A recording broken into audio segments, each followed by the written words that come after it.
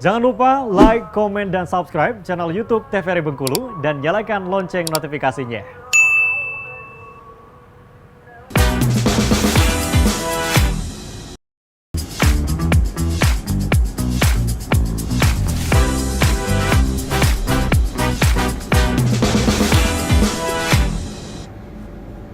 Balik lagi di Opini Obrolan Pas di sini, pemirsa masih bersama dengan Bumi here. Masih bersama dengan Ibu Echa di sini. Nah tadi kan sempat tertunda nih Cha. Kita ngebahas mengenai psikologis anak seperti apa yang diterapkan oleh Echa ketika mengajar. Gimana Cha? Ya, kalau psikologis itu banyak perannya ya. Kita mengolah karakter anak gitu. Ya mulai dari motivasinya, terus cara dia, strategi kita dalam mengarahkan anak tersebut gitu. Bagaimana pergaulan anak itu kita harus selami itu anaknya. Misal kayak kita bisa membentuk beberapa kelompok gitu. Oh, anak ini dia baperan gitu kan. Makanya kadang tuh kita harus ada kerjasama dengan wali kelas biasanya gitu. Jadi kita harus ada kerjasama sama wali kelas. Wali kelas biasanya lebih mengenal anak-anaknya seperti apa. Nah di situ kita mulai tuh mempeta anak-anak. Oh mana ya anak yang dia baperan gitu. Bisa kita olah, kita kelompokkan dengan biasanya kalau baper ke baper itu nanti dia bisa jadi saling ngerti atau mungkin juga dia bisa sefrekuensi biasanya kayak gitu ya. Jadi mungkin bisa membentuk kelompok sesuai dengan karakter-karakter mereka. Ada yang dia pendiam, bisa juga kita mix gitu. Yang pendiam nggak mungkin juga kita tempatkan pada yang pendiam juga gitu ya. Kita sambungkan dengan yang banyak ngomong, yang aktif gitu. Jadi kelompok-kelompok itu yang bisa membantu proses pembelajaran anak gitu sih. Oh jadi kayak dibentuk kelompok-kelompok Bisa, gitu ya, bisa. digabungkan berbagai macam karakter anak-anak ini. Biasanya juga di sekolah itu ada namanya tes IQ gitu ya. Nah itu sangat membantu anak-anak dan guru-guru untuk bisa membaca karakter anak gitu. Oh jadi ketika udah tes IQ itu dilihat nih. Iya IQ-nya benar, hasilnya gitu. hasilnya kita analisis gitu kan, kita lihat oh anak ini cenderungnya di mana. Oh anak ini dia seperti apa? Apakah sosialnya kurang ataukah sosialnya bagus gitu. Itu bisa menjadi bekal kita untuk bisa menghadapi anak tersebut gitu. Kan ini banyak ya muridnya, maksudnya lumayan juga ya menganalisis. Iya benar. Beberapa murid itu ya Caya. Benar, makanya guru tuh hebat banget gitu. Iya benar. Orang yang memutuskan untuk menjadi seorang guru aja menurut aku itu hebat banget sih. Iya benar banget. Apalagi guru muda ya. Guru muda tuh emang harus benar-benar diapresiasi gitu. Belum lagi dengan struggle lainnya. Betul. Walaupun belum berumah tangga, tapi bukan berarti guru muda tuh tidak punya masalah sendiri ya. Malah kadang kita guru-guru muda tuh ngerasa, weh aku nih juga banyak loh masalah, belum yang percintaan. Aku nggak ngomong ya. Aku nggak mau sentil loh tadi. Jangan. Belum lagi yang masalah dia dengan yang lain, misalkan sosialnya, benar banget. Itu juga kita punya masalah kita masing-masing gitu. Bahkan yang berumah tangga pun punya problem sendiri gitu kan ya. Tapi tetap aja bukan berarti mentang-mentang kita muda gitu. Kadang-kadang kan belum ngurusin anak. Biasanya ada itu awal gitu ya. Guru yang senior bilang, kan belum ngurusin anak, kan kamu enak gitu. Belum ngurusin suami juga, Bu maunya juga punya suami gitu kan. Belum aja Bu. Belum aja Bu gitu kan. Tapi kita ya kayak aku tadi kan sibuknya di private, kita juga punya kesibukan sendiri gitu. Belum juga kita mengurus orang tua, bukan berarti nggak diurusin gitu kan. Jadi ya sama-sama lah kita mendidik anak bangsa ya bukan anak angsa. mendidik anak bangsa gitu ya. Kita harus benar-benar semangat, sama-sama punya semangat yang sama punya tujuan yang sama gitu ya. Harus berkolaborasi gitu. Jangan gerak sendiri mentang-mentang udah senior atau mentang-mentang kita muda tapi malah bergerak sendiri, bukan gitu. Malah kita harusnya berkolaborasi gitu. Kita yang muda harus benar-benar berkolaborasi dengan yang senior. Untuk apa? Kita tahu tuh pengalamannya, kayak kita belum berpengalaman dalam mengerti tadi karakter anak gitu. Dia lebih lama ngajar gitu. Oh Ibu, kalau kita nanti sama anak yang kelas kayak gini gimana ya, itu kan harus ada sharing gitu. Sama dengan guru senior, itu kan mereka butuh kita yang muda, Betul. energik, tenaganya masih full gitu ya, mungkin kita juga lebih update gitu sama zaman sekarang gitu. Itu makanya perlu banget adanya kolaborasi gitu. Nah, ini iya betul sih, memang seperlu itu ya kolaborasi Iya, untuk benar. sama-sama untuk memajukan pendidikan anak Iya, bangsa, iya. begitu ya, Ca. Nah, tapi kalau di kelas nih, Ca, pernah nggak sih ada yang paling buat Eca gimana gitu? Mungkin kan kayak lebih memancing emosionalnya Eca. Pasti banget. Nah, itu gimana Eca mengelola itu? Paling kita kasih punishment sih, kayak Aha. konsekuensi gitu. Dan juga biasanya kalau kita ngajar itu di awal ada kontrak belajar namanya. Oh iya benar. Ya, itu membantu banget, sangat membantu. Jadi kita bikin dulu kontrak belajar. Nih, 1 semester kita maunya seperti apa. Biasanya secara pribadi, guru tuh bebas ya. Secara pribadi bebas untuk menentukan bagaimana konsep dia ketika di kelas gitu. Iya. Kalau aku secara pribadi sih biasanya tawarin dulu ke anak gitu. Ini kita kontrak belajarnya mau seperti apa nih? Misalkan, Bu maunya makan di kelas gitu kan. Kita kan zaman sekolah dulu pernah ngerasain Iya, ya kayak betul. gitu ya.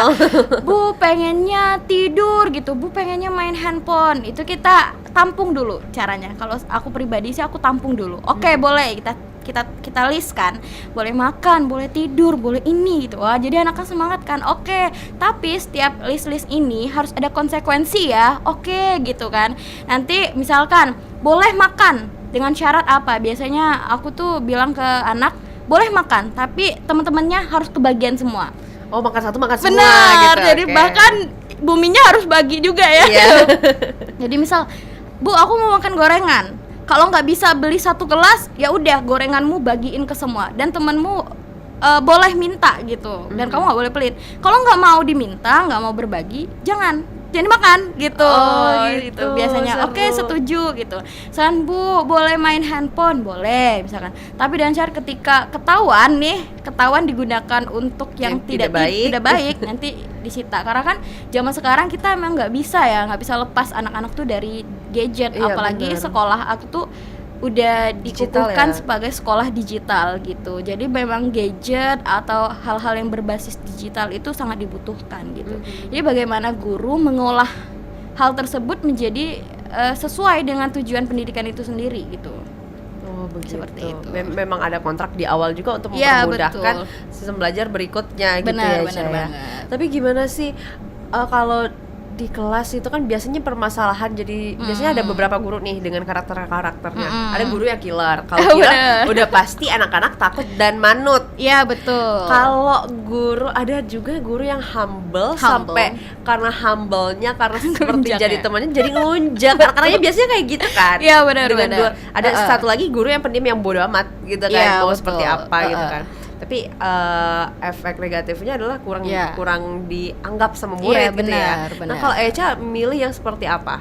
Kalau aku pribadi sih bisa semua. Jadi Oh, gitu. bagaimana kita menempatkan diri aja gitu.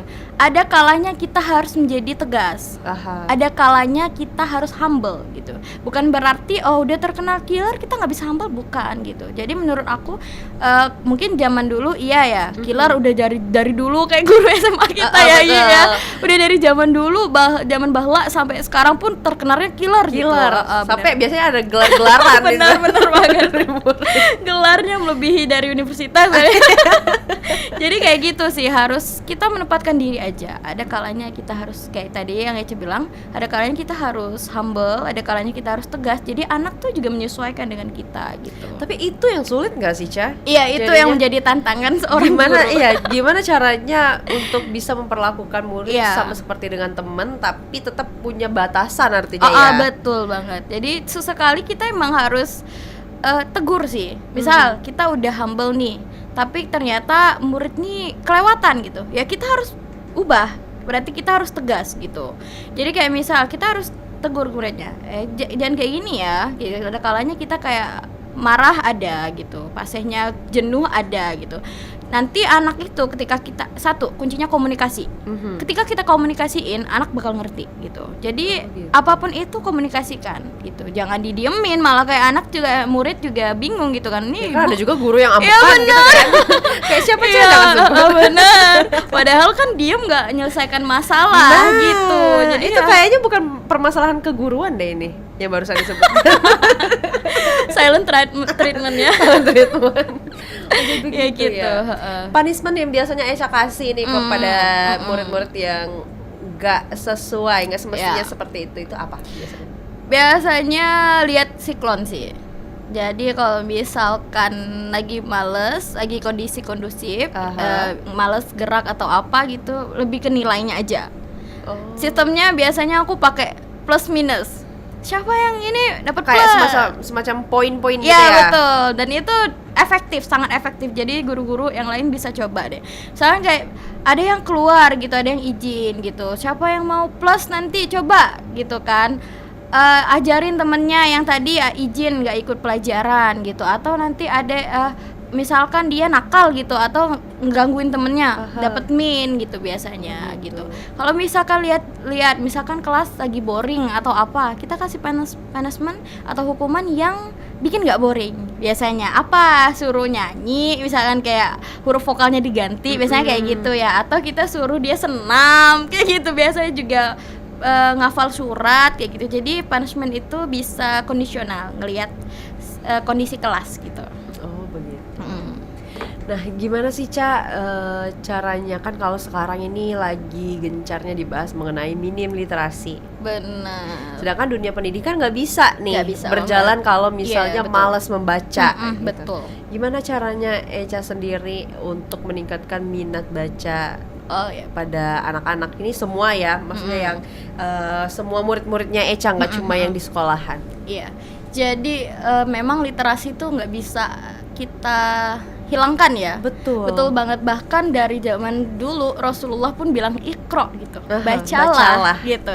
Jadi kalau dari sekolah tidak secara aku pribadi, tapi dari sekolah itu memang mengusahakan untuk literasi itu, seperti misalkan di setiap sudut kelas itu ada namanya pojok literasi, pojok ya, literasi. atau kita bisa bangun kultur di mana anak satu hari harus baca 3 halaman, misalkan baik itu mau buku novel atau buku yang lain gitu. Jadi di sisi lain juga literasi itu tidak harus dari buku ya. Anak-anak banyak menggunakan gadget, sosial media. Kita bisa sharing dari caption mungkin gitu. Benar kan. sekali. Dari kata-kata anak sekarang kan banyak galau-galau gitu, quotes of the day gitu. Itu kan juga literasi gitu, dari snapgram gitu, snap WA itu Dan juga banyak benar. ininya ya, Ca, ya. Oke, Ca, kita tahan dulu, kita jeda sebentar. Boleh. Untuk pemirsa jangan kemana-mana, tetaplah bersama kami di Opini Obrolan Pas di sini.